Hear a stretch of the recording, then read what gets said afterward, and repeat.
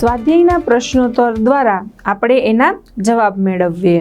પ્રથમ છે નીચેના ચિત્રોની સામે સંસ્કૃત શબ્દ લખો।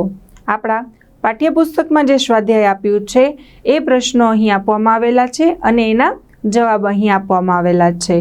આપણે ચિત્ર જોવાનું છે અને એની સામે એનું નામ લખવાનું છે। ચિત્રમાં અહીં મસ્તક માથું દર્શાવ્યું છે એટલે સંસ્કૃતમાં કહેવાશે મસ્તકમ। મસ્તકમ એટલે કે માથું। હવે આપણે આનો વાક્યમાં પ્રયોગ કરવો હોય તો એતત મસ્તકમ અસ્તિ એટલે કે આ માથું છે। હવે માથું છે એ નપુંસકલિંગનો શબ્દ છે એટલા માટે સર્વનામ પણ જુઓ એતત એ નપુંસકલિંગ એકવચનનું લેવામાં આવ્યું છે। એતત મસ્તકમ અસ્તિ અર્થાત આ માથું છે। ત્યાર પછીનું ચિત્ર જુઓ। અહીંયા જે શું દર્શાવવામાં આવ્યું છે દાંત તો કહેવાશે દંતાહા। દંતાહા એટલે કે દાંત। એતે દંતાહા સંતિ આવી રીતે એનું વાક્ય બનશે। એતે છે એ બહુવચનનું રૂપ છે।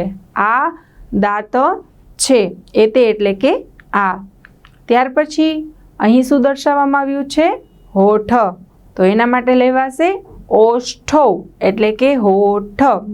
એતો દ્વૌ ઓષ્ઠોષ્ઠ હવે હોઠ છે એ એક વચનમાં તો હોઈ ન શકે, એક તો હોય નહીં, આપણા છે એ બે હોઠ હોય છે એટલે સંસ્કૃતમાં જે દ્વિવચન વપરાય છે એ દ્વિવચન અહીં લીધેલું છે।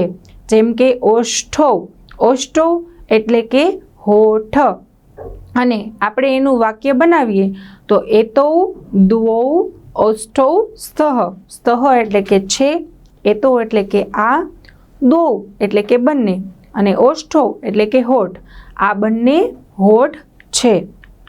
ત્યાર પછી આપણે જોઈએ અહીં શું દર્શાવ્યું છે ચિત્રમાં કર્ણઃ।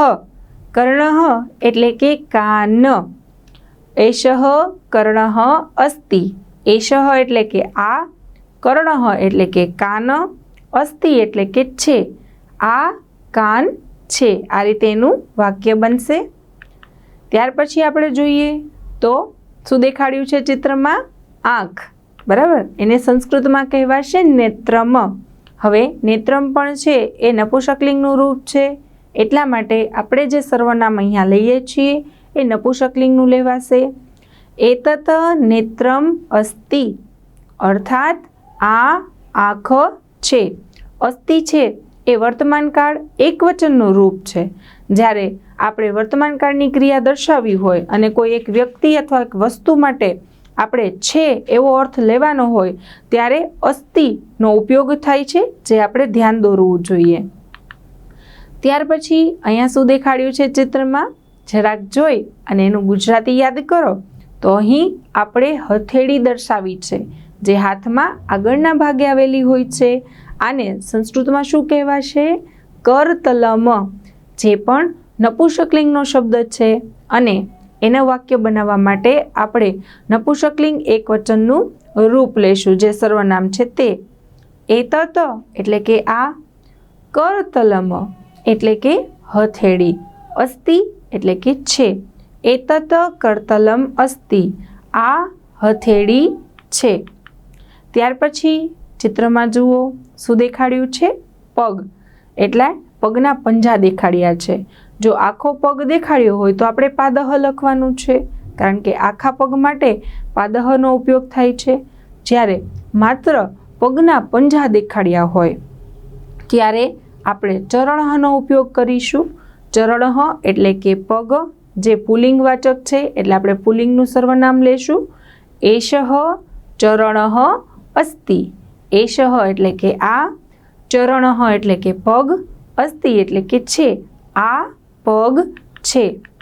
ત્યાર પછી આપણે એક પ્રવૃત્તિ આપવામાં આવેલી છે કે ઘણા બધા નામ છે એ ભેગા કરીને આપી દીધા છે અને પછી આપણે એનું વર્ગીકરણ કરવાનું છે। સૂચના વાંચો।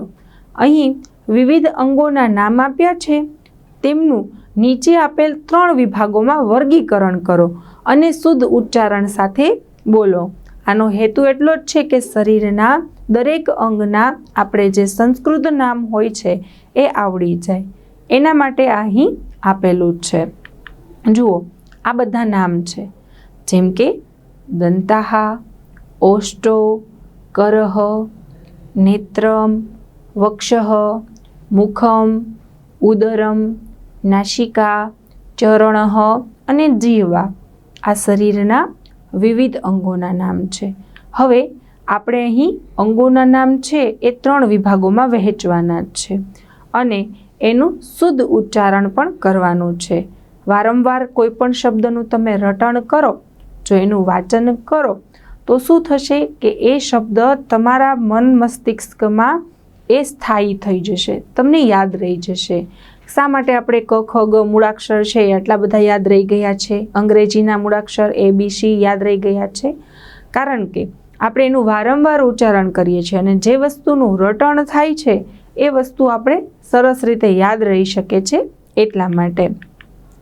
હવે આપણે એનું 3 વિભાગોમાં અહીં વર્ણન કરીએ, જેમાં આપેલું છે કે મસ્તકના અંગો અલગથી લખો, ધડના અંગો અલગથી લખો અને હાથ પગના જે અંગો છે એ પણ તમે અલગથી લખો. એટલે કે જેટલા અંગો જે માથાના ભાગમાં આવતા હોય એ, જેટલા ધડ એટલે કે જે આપણું શરીર છે એ આપણા ખભાથી લઈને કમર સુધીનું, એને ધડ કહેવાય છે.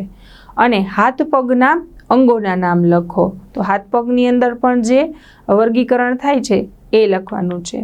પહેલું આપણે મસ્તકના ભાગમાં જોઈએ, જે આપણે આપેલા છે એ જ નામોનું આપણે વર્ગીકરણ કરવાનું છે કે દંતાહ એટલે કે દાંત, તો એ મસ્તકના ભાગમાં આવેલું છે.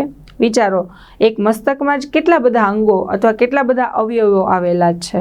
દંતાહ એટલે કે દાંત, ઓષ્ઠૌ એટલે કે 2 હોઠ. હવે હોઠ છે એ હંમેશા 2 હોય છે એટલા માટે એ દ્વિવચનમાં મૂકેલું છે, ઓષ્ઠૌ એટલે કે હોઠ. ત્યાર પછી નેત્રમ એટલે કે આંખ, મુખમ એટલે કે મુખ અથવા મોં, નાસિકા એટલે કે નાક અને જીહવા એટલે કે જીભ. તો વધારે પડતા જે અંગો છે એ જુઓ, અહીં બધા મસ્તકના અંગો છે કે જે માથાની અંદર આવેલા છે. જીભ છે, આપણું નાક છે, આંખ છે, કાન છે, વાળ છે, માથું છે. તો વગેરે અંગો છે એ માત્ર આપણા મસ્તકની અંદર આવેલા છે. ત્યાર પછી આપણે ધડના અંગોના નામ લખવાના છે. આપણે વાત થઈ એમ કે આપણા ખભાથી લઈ અને આપણી કમર સુધી જે હોય છે એને ધડ કહેવાય છે. તો વક્ષઃ એટલે કે છાતી, ઉદરમ એટલે કે પેટ અને ત્યાર પછી આપણે હાથ પગના અંગોના નામ લખવાના છે. અહીં ધડના અંગોમાં જુઓ 2 જ આપેલા છે, જે આપણે શબ્દો અગાઉથી આપેલા છે, માત્ર આપણે એનું જ વર્ગીકરણ કરીએ છીએ એટલા માટે જે ધડના અંગો છે એ માત્ર અહીં 2 જ આવે છે. ત્યાર પછી આપણે હાથ પગના જે અંગો છે એના વિશે લખવાનું છે. તો કરહ એટલે કે કોણીની જે નીચેનો ભાગ છે તે, અને ચરણઃ એટલે કે પગનો જે પંજો હોય છે તે. તો આ રીતે આપણે શરીરના વિવિધ અંગોનું વર્ગીકરણ કરવાનું છે અને એને યાદ પણ રાખવાના છે. આમ જુઓ તો વારંવાર પુનરાવર્તિત કરીએ તો એ આપણે આવડી જાય એમ છે.